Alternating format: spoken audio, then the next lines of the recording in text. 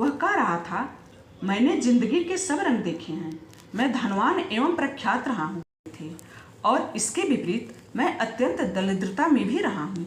दृश्य में अब ओम ठंड से कांपते हुए दिख रहा था और उसके शरीर पर नाम मात्र के वस्त्र थे। आधारिक संरचना से यह दिख रहा था कि निसंदेह दोनों दृश्यों में एक सदी के समय का अंतराल था। मैं एक सम्राट रहा हूँ, मैं एक गुलाम रहा हूँ। स्क्रीन पर तस्वीरें ओम के ये सभी रूप दिखा रही थी। इसके बाद ओम द्वीप के जंगल में अकेला, बहुत भयभीत और बेखबर सा दिखाई दिया। मैं बुरी तरह डरा हुआ और पूर्णतः अकेले रहा हूँ। मैं अति प्रीतम व्यक्ति रहा हूँ। मैं कम बहादुर और एक भीषण योद्धा भी रहा हूँ। अब ओम को एक बच्चे के साथ देखा जा सकता था। उसकी गोद में विकलांग एवं बुरी तरह डरा हुआ और बगल में वही आकर्षण महिला भी थी। वह तस्वीर मानो अनंत काल के लिए स्थिर हो गई हो। तब ओम ने अपनी आंखें खोली, जो गीली हो गई थी। एक आंसू बिना किसी बाधा के उसके गाल पर से लुढ़क गया। ओम ने जिस प्रथम व्यक्ति को देखा वे साहिस्ता थी। वे भी हिल गई थी, परंतु कुछ नहीं बोली। ओम स्थिर एवं शांत हो गया और फिर से कम भावनात्मक और अधिक व्यवहारिक होकर उसने कहा, मैं गोविंद लाल यादव और प्रीतम दास एवं बीसी चक्रवर्ती रह चुका हूँ। मैं वेंकट रमन्ना राव रहा हूँ और बाद में माघा राय के नाम से स्वयं के बेटे की तरह रह चुका हूँ। मैं गुरशील सिंह और एसपी रेड्डी रह चुका हूँ। अंधेरियन भी मेरी बहुत सी पहचानों में से एक है। उसके यह सब कहते समय स्क्रीन खाली ही थी। अभिलाष साहिस्ता की ओर झुका और कहा, उससे विष्णुगुप्त के बारे में और पूछिए। साहिस्ता ने डॉक्टर श्रीनिवासन की ओर देखा, जिन्होंने एक मौन सहमत दी। तुमने इतने नाम लिए, परंतु वे हमारे पास पहले से ही हैं। वे सब सरकारी रिकॉर्ड में हैं, परंतु तुमने एक नाम का जिक्र नहीं किया, विष्णुगुप्त। डॉक्टर साहिस्ता ने प्रश्न किया। एक धुंधली सी तस्वीर स्क्रीन पर छा गई, जो हर बार गायब हो जाती थी। जो ओम अब दिखाई दे रहा था वह गंजे के रूप में ब्राह्मण की विशिष्ट शिखा के साथ दिखा। आदमी के माथे पर भगवान विष्णु का युद्ध चिन्ह भी दिखाई दिया, जिसने सफेद उत्तरी व धोती पहन रखी थी। ओम ने कहना शुरू किया, मैं चंद्रगुप्त मौर्य का मुख्य सलाहकार था। मैं उनकी समत में सबसे महत्वपूर्ण सदस्यों में से एक होने के साथ उनका अच्छा मित्र भी था। मैं हमारे युद्ध संबंधी विषयों के अतिरिक्त उन्हें राजनीतिक व व्यक्तिगत सलाह देता था। मुझे चाणक्य के नाम से भी जाना जाता था। जैसे ही ओम ने यह कहा, स्क्रीन पर तस्वीर इतनी स्पष्ट हो गई कि उन सबको बिना किसी संदेह के यह एहसास हो गया कि वह चाणक्य ही है। ओम के बोलते हुए परिमल कुछ गणना कर रहा था। जैसे ही उसने समाप्त किया, कागज का एक टुकड़ा लिए वह खड़ा हुआ और कमरे को पार कर डॉक्टर बन्ना के पास गया। कागज पर शीर्षक था, सुषेण व चाणक्य के मध्य समय अंतराल एवं चाणक्य युग से वर्तमान का समय। डॉक्टर बन्ना थोड़ी देर उस पर ध्यान देने के बाद बोले, यही तो मैं कह रहा हूँ, असंभव, अविश्वसनीय। फिर वे उठे और उन्होंने डॉक्टर श्रीनिवासन को कागज दिया। डॉक्टर श्रीनिवासन ने ध्यान से कागज को देखा, जिस पर ठीक से समझ में न आने वाली लिखावट में कुछ लिखा हुआ था। सुषेण 7292 ईसा पूर्व में, चाणक्य 321 ईसा पूर्व में, समय अंतराल 6971 वर्ष। चाणक्य 321 ईसा पूर्व में, वर्तमान दिवस 2020, समय अंतराल 2341 वर्ष।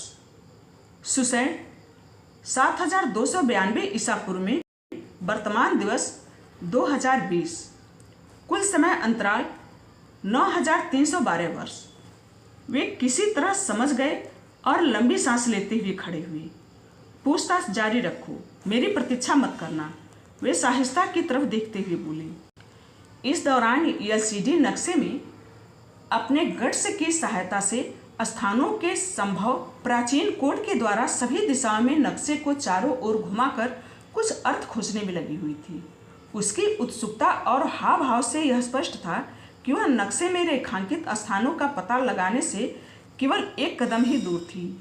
वह टीम के लिए एक और बड़ी वास्तविक खोज साबित होने वाली थी।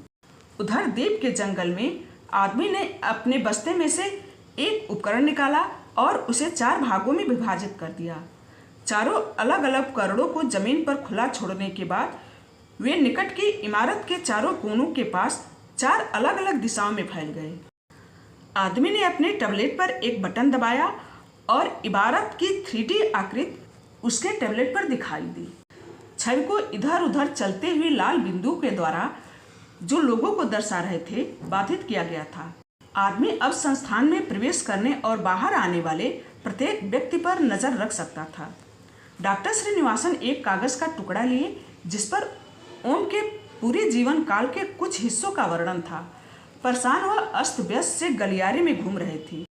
वे जल्दी ही एक भारी कांच के दरवाजे के एकदम सीध में खड़े हुए और अपनी आईडी दिखाई। दरवाजा सरकते हुए खुला, उन्हें अंदर जाने दिया।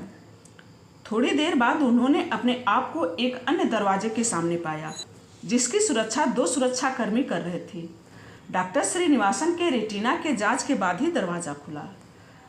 दरवाजे दोनों ओर से सरकते हुए बीच में से खुले और उन्हें अंदर जाने दिया। परीक्षण कक्ष के अंदर डॉक्टर साहिस्ता कह रही थी, तुमने जो कुछ भी बताया, क्या तुम्हें उसका मतलब भी पता है? तुम हमें यह विश्वास दिलाने का प्रयास कर रहे हो कि तुम जिंदा थे। ओम ने उन्हें बीच में रोका। त्रेता युग में, और तुम चंद्रगुप्त मौर्य के शासन काल में भी जीवित थे। मैं अभी कलयुग में भी जिंदा हूँ और किसी को भी कोई विश्वास दिलाने का कोई प्रयास नहीं कर रहा हूँ। डॉक्टर साहिस्ता ने गहरी सांस ली और धैर्य के साथ जवाब दिया, ओम, इन सब वर्षों की अवधि का जोड़ हजारों वर्ष है। तुम हमें विश्वास दिलाना चाहते हो कि तुम रामायण और महाभारत के समय से जीवित हो। मैं सतयुग से जीवित हूँ। त्रेता युग और द्वापर युग के होते हुए अब मैं कलयुग में आपके सामने हूँ। ओम ने एक दिव्य मुस्कान के साथ जवाब दिया। अभिलाष पूरे समय ओम को बहुत ध्यान से सुन रहा था। उसने टोका, द्वापर युग में तुम कौन थे? ओम ने आंखें बंद करने से पहले उसकी तरफ देखा, फिर वापस साहिस्ता की ओर देखा और कहा, मेरे इतिहास में बहुत से नाम थे, परंतु सब में द्वापर युग से संबंधित विदुर था। स्क्रीन पर तस्वीर इसका सबूत दे रही थी कि ओम के शब्द सरलता से कहे गए तथ्य हैं। ओम एक कीमती वेश और छाती तक लटकते हुए स्वर्ण आभूषणों से सजा दिखाई दिया। उसके सिर पर एक स्वर्णिम मुकुट था जो उसके ऐश्वर्य को और बढ़ा रहा था। वह एक आदमी के बराबर में खड़ा था जो नेत्रहीन प्रतीत हो रहा था, जो राजा के सिंहासन पर आंखों पर पट्टी बंधी औरत अनुमानतः रानी के बराबर में बैठा हुआ दिख रहा था। अंधा राजा और आंखों पर पट्टी बंधी रानी राजा धृतराष्ट्र एवं उनकी पत्नी गांधारी थी, जो कौरवों के माता पिता थे। विदुर राजा धृतराष्ट्र के सौतेले भाई, अभिलाष ने तेजी से कहा। अभिलाष ने सम्मान के साथ सिर झुकाकर एवं हाथ जोड़कर विनम्रता से पूछा, इसका मतलब आप वास्तव में भगवान श्री कृष्ण से मिले हैं? क्या वे द्वापर युग में वास्तव में आपके घर में ठहरे थे? ओम के कुछ प्रतिक्रिया देने से पहले ही डॉक्टर साहिस्ता ने पूछा, तुम कब से जीवित हो? तुम्हें जो कुछ भी याद है और तुम जिन परिस्थितियों से गुजरे हो, हमें सब बताओ। ओम ने एक गहरी सांस ली और साहिस्ता ने उसमें उसकी असहायता को महसूस किया। वह जानता था कि वह फंसा हुआ है और इसके बारे में ज्यादा कुछ नहीं कर सकता था, अतः उसने शुरू किया। इस कहानी का शेष हिस्सा अगले वीडियो में। धन्यवाद।